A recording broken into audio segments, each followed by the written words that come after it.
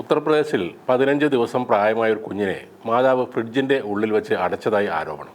കുഞ്ഞിൻ്റെ കരച്ചിൽ കാരണം തനിക്ക് ഉറങ്ങാൻ കഴിയുന്നില്ല, അതുകൊണ്ടാണ് കുഞ്ഞിനെ എടുത്ത് ഫ്രിഡ്ജിൽ വെച്ച് ഡോർ അടച്ചതെന്നാണ് യുവതിയുടെ മൊഴി. ഉത്തർപ്രദേശിലെ മൊറാദാബാദ് നഗരത്തിലാണ് മനസാക്ഷിയെ ഞെട്ടിക്കുന്ന ഈ സംഭവം നടന്നത്. പ്രസവാനന്തരം യുവതി ചില മാനസികാസ്വസ്ഥങ്ങൾ പ്രകടിപ്പിച്ചിരുന്നതായും ബന്ധുക്കൾ പറയുന്നു. റിപ്പോർട്ടുകൾ പ്രകാരം ഫ്രിഡ്ജിനുള്ളിൽ നിന്ന് കുഞ്ഞിൻ്റെ ചെറിയ കരച്ചിൽ കേട്ടതിനെ തുടർന്ന് മുത്തശ്ശി നടത്തിയ പരിശോധനയിലാണ് കുഞ്ഞിനെ ഫ്രിഡ്ജിൽ നിന്നും പുറത്തെടുത്തത്.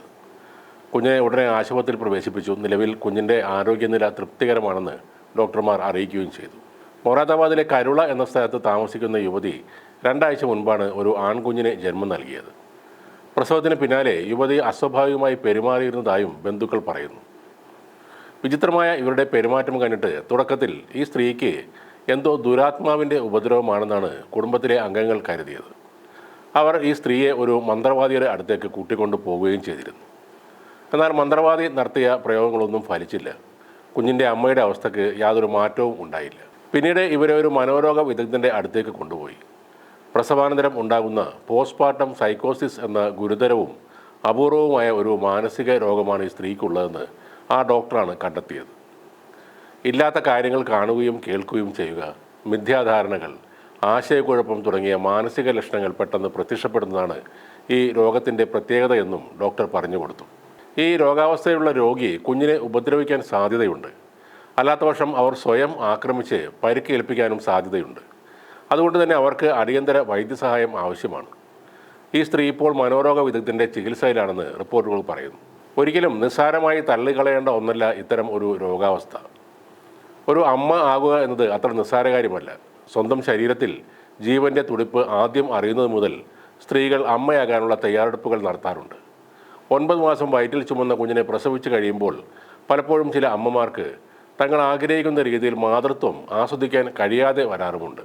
പലപ്പോഴും ആർക്കും മനസ്സിലാക്കാൻ കഴിയാത്ത രീതിയിൽ അമ്മമാരിൽ ഈ വിഭ്രാന്തികൾ ഉണ്ടാകുന്നു. പോസ്റ്റ്മോർട്ടം ഡിപ്രഷൻ എന്നത് വെറും തോന്നലാണെന്ന് പോലും ഈ അമ്മമാരോട് പലരും പറയാറുണ്ട്.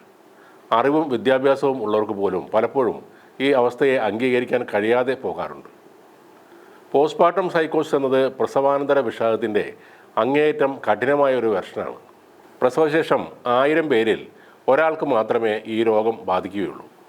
ഉറക്കമില്ലായ്മ, വിശപ്പില്ലായ്മ എന്നിവയ്ക്ക് പുറമെ അമിതമായ ദേഷ്യം, അകാരണമായ സംശയങ്ങൾ, ഹാലൂസിനേഷൻ, മിഥ്യാധാരണകൾ എന്നിവയും കാണാറുണ്ട്. ഉദാഹരണമായി ഇല്ലാത്ത ശബ്ദങ്ങൾ കേൾക്കുകയോ കാഴ്ചകൾ കാണുകയോ ചെയ്യുക, നവജാത ശിശു തൻ്റേതല്ല, അത് ചെകുത്താൻ്റെ കുഞ്ഞാണ്, കുഞ്ഞിനെ ആരോ തട്ടിക്കൊണ്ടുപോകാൻ ശ്രമിക്കുന്നു തുടങ്ങിയ അടിസ്ഥാനമില്ലാത്ത ആശങ്കകളും സംശയങ്ങളും ഈ അവസ്ഥയിൽ സാധാരണമാണ്. കുഞ്ഞിനെയും എടുത്ത് യുവതി കിണറ്റിൽ ചാടി മരിച്ചു, യുവതി കുഞ്ഞിനെ കിണറ്റിലെറിഞ്ഞു കൊന്നു തുടങ്ങിയ വാർത്തകൾക്ക് പുറകിൽ പ്രസവാനന്തര വിഷാദരോഗത്തിൻ്റെ സാന്നിധ്യം തള്ളിക്കളയാൻ കഴിയില്ല. പലരും പറയുന്നൊരു കാര്യമുണ്ട്, പഴയ കാലത്ത് ഇതൊന്നും ഉണ്ടായിരുന്നില്ലല്ലോ എന്ന്. അന്നൊക്കെ സ്ത്രീകൾ ഒരു കുഴപ്പവുമില്ലാതെ നിരവധി തവണ പ്രസവിച്ചിട്ടുണ്ടല്ലോ എന്നൊക്കെ. പണ്ടത്തെ കാലത്തെ ശാരീരികമായ അസുഖങ്ങൾ വരെ കൃത്യമായി കണ്ടെത്താൻ കഴിഞ്ഞിരുന്നില്ല. അപ്പോൾ പിന്നെ സങ്കീർണമായ ഇത്തരം മാനസിക അവസ്ഥ എങ്ങനെയാണ് അക്കാലത്ത് കണ്ടെത്തുന്നത്? അന്നും ആത്മഹത്യകളും നവജാത ശിശുക്കളുടെ മരണവും ഒക്കെ ഉണ്ടായിരുന്നു. അതൊക്കെ ബാധയോ മറ്റോ കൂടിയതാണെന്നും പണ്ടുള്ള ആളുകൾ വിശ്വസിച്ചിരുന്നു. കുഞ്ഞുങ്ങൾക്ക് നേരെയുള്ള അക്രമത്തിൽ സ്ത്രീകളെ കുറ്റപ്പെടുത്തുന്നതിന് പകരം ശാസ്ത്രീയമായ ചികിത്സ തേടുക എന്നതാണ് ഏറ്റവും നല്ല പരിഹാരം. ഇപ്പോൾ നടന്ന ഈ സംഭവം തന്നെ നോക്കുക.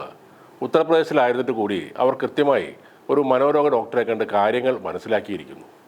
ആദ്യം മന്ത്രവാദിയെ കണ്ടെങ്കിലും പിന്നീട് അവർ നേരായ മാർഗത്തിൽ തന്നെ തിരിച്ചെത്തിയിരിക്കുന്നു.